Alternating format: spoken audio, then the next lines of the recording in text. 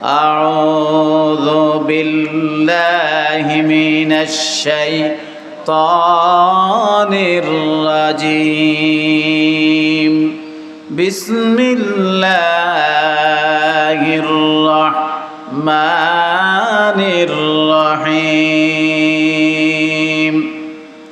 وأنفقوا مما رزقناكم من قبل أن يأتي أحدكم الموت فيقول رب لولا أخرتني إلى أجل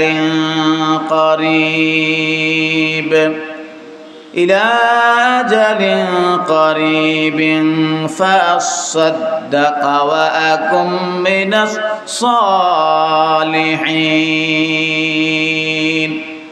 আল্লাহ পাক রব্বুল আলামিন বললেন, হে জগতের মানুষেরা, খুব খেয়াল করে শুনে রাখো, আমি তোমাদের কাছে রিজিক হিসেবে যা দিলাম, আমার রিজিক থেকে তোমরা আল্লাহর রাস্তায় ব্যয় করো। আর ব্যয় করবা ওই সময় আসার পূর্বে, যেদিন তোমাদের সময়ের সীমানা শেষ হয়ে যাবে, যেদিন তোমাদের আজলের সীমানা এসে যাবে, এর আগে আগেই তোমরা তোমাদেরটা আল্লাহর রাস্তায় ব্যয় করো। আর এটা ব্যয় করার মধ্য দিয়ে তোমরা যখন এটা ব্যয় করে নিবা, ফাআসসাদদাকা ওয়া আকুম মিনাস সালিহিন, যখন তোমরা ব্যয় করবা, ফায়াকুল রাব্বি ওয়ানফিকু মিম্মা রাযাকনাকুম, তোমরা আল্লাহর রাস্তায় ব্যয় করো। মিন ক্বাবলি আন ইয়াতিয়া আহাদাকুমুল মাউত, যখন তোমাদের কাছে মউত এসে যাবে এর পূর্বেই, যখন তোমরা এটা না করতে পারবা, ফায়াকুল রাব্বি, ঠিক তোমাদের কাছে এমন এক সময়ে আজরাইল এসে হাজির হয়ে যাবে, আর মানুষগুলো আল্লাহর কাছে আবেদন করবে, ফায়াকুল রাব্বি, হে আমার রব, লাউলা আখরতানি ইলা আজালিন করিব, আমাকে একটু সময় দান করেন, যেই সময়টা পাওয়ার পরে আমি এটা ব্যয় করে আসতে পারবো। ফাআসসাদদাকা, ব্যয় করে আমি সত্যবাদী হয়ে যাব। ওয়া আকুম মিনাস সালিহিন, আর আমি নেককার লোকদের অংশীদারি হয়ে যাব। খুব খেয়াল করেন, আল্লাহর দেওয়া রিজিক আল্লাহর রাস্তায় ব্যয় করার জন্য বলা হয়েছে। এই আল্লাহর রাস্তায় ব্যয় না করলেও একদিন আজরাইলের গণ্ডিতে আমাদের সীমানা হবে। আর যদি আমরা ব্যয় করি, তাহলেও আমাদেরকে আজরাইলের গণ্ডিতে আসতে হবে। এই প্রশ্নটা আল্লাহ পাক ছুড়লেন কেন তাহলে, যে তুমি তোমার রিজিক ব্যয় করো? রিজিক তো আল্লাহ পাকের পক্ষ থেকে। কি বলেন ভাই, রিজিক কার? আল্লাহ। আল্লাহর দেওয়া রিজিক পাওয়ার পরে আবার আল্লাহ পাক প্রশ্ন ছুড়লেন কেন? গভীর মনোযোগ। আল্লাহ পাক রব্বুল আলামিন কিয়ামতের ময়দানে মানুষের যখন হিসাব নিকাশ শুরু হয়ে যাবে, সূরা আল-আরাফ আল্লাহ পাক বললেন, আল ওয়াজনু ইয়াউমাইযিনিল হক, আমি মানুষের কয়েকটা ধাপে বিচার করব। তার ভিতরে একটা ধাপ হলো আমি মানুষের আমলনামাগুলো ওজন করে নেব। কথা বোঝা যাচ্ছে তো? কয়েকটা ধাপে বিচারের ফায়সালা হবে। তার মধ্য থেকে একটা বিচার ব্যবস্থা হবে যে মানুষের আমলগুলোকে ওজন করা হবে, মাপা হবে, পরিমাপ করা হবে।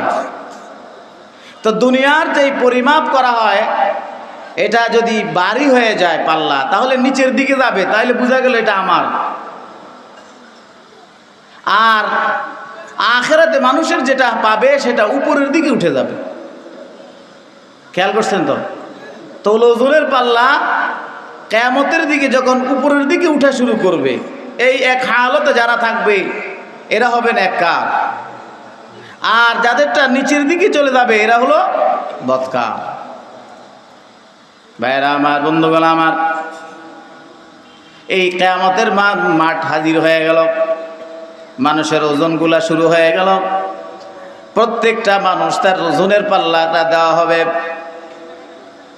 এই ওজনের পাল্লার ভিতরে এমন একজন মানুষকে আনা হবে, যেই মানুষটা ওজন দেওয়ার পরে তার পাল্লাটা কমে গেছে, নেক কমে গেল, এই বান্দাটা অস্থির হয়ে পড়ল, ব্যাপার কি, আমার এতই কম কেন নেক আমল হলো? আমার নেক আমলগুলো কেন এতই বা কম হলো? আমি তো এত কম নেক আমল করি নাই। লোকটা আফসোস করবে, লোকটা পেরেশান হয়ে কিয়ামতের ময়দানে দিক সেদিক ঘোরাফেরা শুরু করে দিবে। আমার এই নেক আমলগুলা, আমি এত নেক আমলগুলা করলাম কিন্তু নেকির পাল্লা তো কম দেখা যায়। কিছুক্ষণ পরে আল্লাহ পাক তার ফেরেশতা দিয়া মেঘের মতো করে একটি বস্তুকে নিয়ে এসে তার পাল্লার ভিতরে দিয়ে দিবেন। কথা বুঝতেছেন? কিয়ামতের ময়দানে মেঘের পাল্লার মেঘের মতো ধারণ করায়া একটা বস্তু তার মিজানের পাল্লার ভিতরে রাখা হবে। এই মিজানের পাল্লাতে রাখার পরে তার নেকের আমল, নেক যে করেছে তার নেকটা বৃদ্ধি হয়ে যাবে। লোকটা প্রশ্ন করবে, আয় আল্লাহ তাআলা, মেঘের মতো করে বস্তু যা আমাকে আপনি দিলেন এটা কেন এত দামি হলো? কেন আমার নেকের পাল্লাটা কেনই বা ভারী হয়ে গেল? আল্লাহ পাক বলবেন, তুমি দুনিয়ায় যে কোরআন শিখেছিলে, যে মাসালাগুলো শিখেছিলে, আর যেই মাসালাগুলো মানুষের কাছে পেশ করেছিলে, কোরআনের যেই খেদমত তুমি করেছিলে, আর কোরআনের খেদমত করাইয়া যে আসছিলা, এই জন্য কিয়ামতের ময়দানে মানুষগুলা নেক আমল করেছে, ওই নেক আমলের একটা ভাগীদার তুমি হয়ে গেছ। আর এই ভাগীদার হওয়ার কারণে এটা মেঘের আকার ধারণ করায়া তোমার নেকের পাল্লা এসা তোমার পাল্লাকে ভারী বানায়া দিছে। তাহলে কিয়ামতের দিন আল্লাহ পাক মানুষের এই নেকের হিসাব নিকাশ নেবেন। যেমন ভাইরা আমার, ইমাম আয-যাহাবী রাহমাতুল্লাহি আলাইহি তিনি রওয়ায়াত করলেন, মানুষের এই নেক আমলগুলো, মানুষের নেক আমলের ভিতরে যে আমলগুলো আল্লাহর কোরআন এবং আল্লাহর হাবিব মুহাম্মদুর রাসূলুল্লাহ সাল্লাল্লাহু আলাইহি সাল্লামের হাদিসের জন্য মানুষ ব্যয় করলো, যে কলম আর যেই কালি, এই কলম আর এই কালিগুলোকে আল্লাহ পাক কিয়ামতের ময়দানে ওজন করবেন। তো ওজন করবেন শহীদদের রক্তের সাথে। সুবহানাল্লাহ কন্যা, কার রক্তের সাথে? শহীদদের রক্তের সাথে ওজন করা হবে। এই শহীদদের রক্তের সাথে ওজন করার সময় আল্লাহ ইমাম যাহাবী রাহমাতুল্লাহ আলাইহি হাদিসটা আনছেন। তিনি বলেন, যারা কোরআনের জন্য কলম দিয়ে তাদের এই সময়টা ব্যয় করেছে, এই কালিটা শহীদদের রক্তের চাইতে কিয়ামতের ময়দানে ওজনের দিক থেকে ভারী হয়ে যাবে। এমন একটি সুন্দর প্রতিষ্ঠান, এমন একটি সুন্দর মজমায় আমরা এসে উপস্থিত হয়েছি। আল্লাহ পাক যেন আমাদের এই সম্মানে আসীন করেন, পড়ে না আমিন। তো এই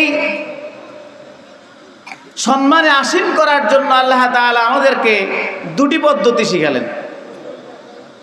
তার ভিতরে একটি পদ্ধতি হলো আল্লাহর রাস্তায় ব্যয় করার একটা পদ্ধতি। কথা কি আমার বোঝা গেছে? এই আল্লাহর রাস্তায় দুটি পদ্ধতির একটি পদ্ধতি সম্পর্কে আমি আপনাদের খেদমতে আলোচনা করতে চাই। এই আল্লাহর পথে ব্যয় করা, এই বিষয়টি আমি আপনাদের খেদমতে আলোচনা করতে চাই। মুহাম্মদ সাল্লাল্লাহু আলাইহি সাল্লাম, আল্লাহর পেয়ারা হাবিব, তিনি একদিন এভাবে করে কিছু দানের জন্য দাঁড়ালেন, যে কিছু দান করার মতো কেউ কি আছে? আমাকে কিছু দান করবা।